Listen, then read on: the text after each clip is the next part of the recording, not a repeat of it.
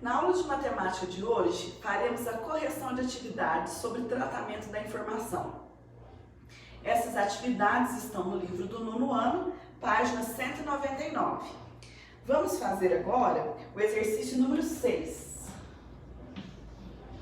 No exercício 6, pede assim: o professor Emílio dá aula de matemática para 2 turmas do nono ano. A primeira turma tem 32 alunos e a média de notas da classe em um teste foi de 6,8. Aplicando o mesmo teste à outra turma, ele descobriu que a média de notas dos 24 alunos foi de 7. Qual é a média de notas das 2 turmas juntas no mesmo teste? Então, olha, a primeira turma tem 32 alunos. A média desses 32 alunos foi de 6,8. Então, tem que fazer 32 vezes 6,8, que aí eu tenho a somatória total das notas dos alunos desta turma. A outra turma tem 24 alunos. Então, mais 24 alunos da outra turma, vezes a média dessa turma, que foi 7. Então, multiplico por 7, que aí eu sei a somatória das notas dos alunos desta segunda turma. Dividido pelo total de alunos, que são 32 da primeira turma, mais 24 da segunda turma. Isso nós encontraremos a média dos nonos anos desta escola. Faremos os cálculos. Vamos multiplicar 32 vezes 6,8. Resulta em 217,6 mais 24 vezes 7. Resulta em 168. Dividido pelo total de alunos, 32 mais 24, 56.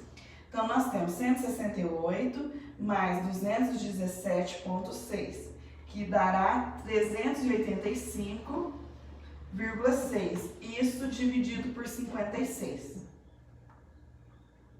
Então, nós teremos uma média de notas dessas 2 turmas de 6,8 ou 6,9. Essa é a média aproximada de notas dessas 2 turmas no teste. Sobre o 6, vocês têm alguma dúvida, alguma pergunta? Vamos fazer o 7? Vejamos o exercício 7. No 7 está escrito assim: suponha que somente uma em cada 10 mães prefira para seus filhos as fraldas descartáveis Frim a outras marcas.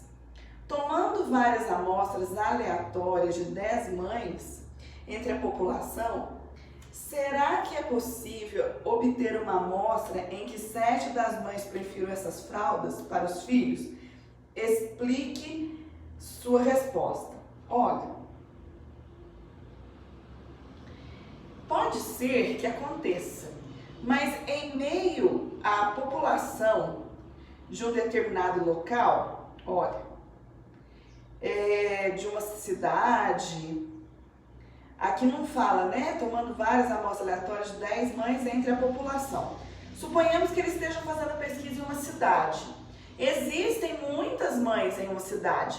10 pessoas é uma amostra muito pequena da população. Então, possivelmente, essa pesquisa feita com apenas 10 mães não apresentará o resultado da maioria dos habitantes dessa cidade, certo? Então, a resposta seria essa.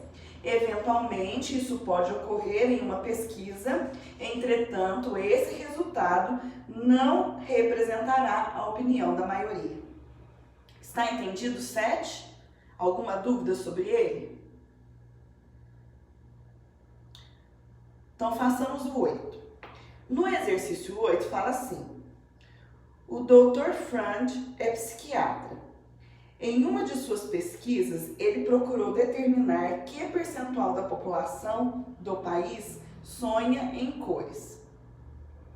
Para isso, ele perguntou a 100 de seus pacientes se eles sonhavam em cores ou não.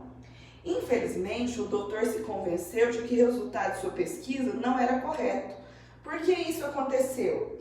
Dica: será que os pacientes do doutor constituem uma amostra aleatória da população? Olha, A amostra não é aleatória, porque ele pesquisou dentre os seus pacientes. Não existe só esse doutor como psiquiatra, existem vários doutores como psiquiatra.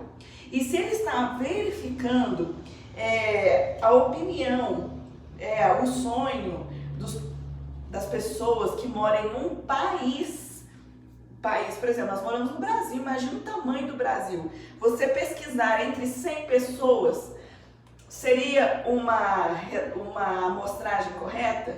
Seria uma amostra adequada para essa pesquisa? Não seria. Olha, a resposta então que você deve redigir seria mais ou menos assim: porque ele estava procurando obter uma conclusão válida para toda a população com base apenas na opinião de seus pacientes. A amostra deveria ter sido tomada de toda a população e não apenas dos pacientes que ele atende. Por isso seria inadequado. A pesquisa não apresentaria um resultado correto. Entenderam o exercício 8? Façamos então o exercício 9. O que pede no exercício 9? Faça uma estimativa de quantas frutas existem na foto. Para isso, divida a foto em retângulos de áreas iguais. Selecione um retângulo que pareça ser representativo de todas as áreas. Conte ou estime o número de frutas nesse retângulo simples e, por fim, multiplique pelo número de áreas iguais. Então, suponhamos que você tenha dividido esse retângulo da seguinte forma. Vou fazer uma suposição aqui, tá? Olha, no exercício 9. Está aí o retângulo. Suponhamos que esse retângulo tenha sido dividido da seguinte forma, olha, assim, tá? Em 4 vezes 3, em 12 quadradinhos. Você vai contar quantos morangos teriam aqui em um quadradinho. Essa quantidade você multiplicaria pelo número de quadradinhos que você dividiu, no caso foi 12, e a estimativa do total de morangos seria o resultado dessa multiplicação. Entenderam como seria a estimativa do exercício 9? Vamos para o exercício 10. Exercício 10. Na imagem ao lado, o rapaz tem 1,85 metros de altura. Sendo assim, qual é o tamanho aproximado da palmeira mais alta? Se você observar o desenho da palmeira e o desenho do menino aí, do moço, ao lado da palmeira, a palmeira é aparentemente 3 vezes maior que ele. Então, qual seria a estimativa da altura da palmeira? 3 vezes a altura do moço na foto. A altura dele é 1,85. Você ia fazer essa multiplicação e daria 5,55 metros. Essa seria a estimativa da altura da palmeira que está próximo ao rapaz nessa foto. E agora o exercício 11.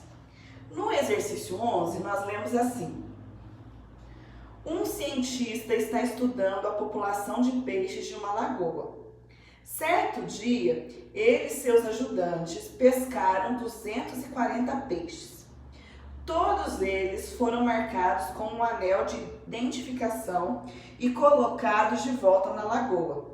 Retornando algumas semanas mais tarde, a equipe pescou 150 peixes. Destes, notou-se que apenas 4 tinham um anel de identificação. Será que com esses dados é possível fazer uma estimativa da quantidade de peixes na lagoa? Aí tem uma dica para a resolução do exercício. A dica é a seguinte: os 4 peixes marcados representam que fração dos 150 pescados? Isso dá uma estimativa da fração que os 240 peixes marcados representam sobre o número de peixes da lagoa. Então, o que você ia fazer? Olha, 240, vou pôr aqui, exercício 11. 240 é o total de peixes em que foram identificados com este anel. Não foi isso? Eu sei total de peixes da lagoa? Não. Então, eu vou fazer uma estimativa. Vou chamar de P. P de peixe, total de peixes, certo? Olha, foram pescados 4 peixes com anéis no meio de 150 peixes, que foi o total de peixes pescados. Então, olha, 240 foram os peixes com anel no meio de um total de peixes. Entre 150 peixes, 4 deles possuíam um anel. Por isso que eu pude fazer essas estimativas através de fração. Em cima é aquilo que eu tomei como parte, ó, peixes com anel, peixes pescados com anel. Total de peixes pescados. Aqui nós fizemos uma igualdade de frações. Como que eu resolvi isso? Através de uma multiplicação cruzada. Então, nós teremos assim, ó. P vezes 4, 4P, que é igual a 240 vezes 150. Aí nós temos 4P é igual a 240 vezes 150. 240 vezes 150, que dá 36 mil. Aí nós vamos dividir 36 mil por 40. 36 por 4 dá 9, com 3 zeros, 9 mil, certo? Só isso mesmo. Então, qual que é a estimativa? A estimativa é de que o total de peixes, neste lugar onde selecionaram alguns para colocar anel, é que seria de 9 mil peixes.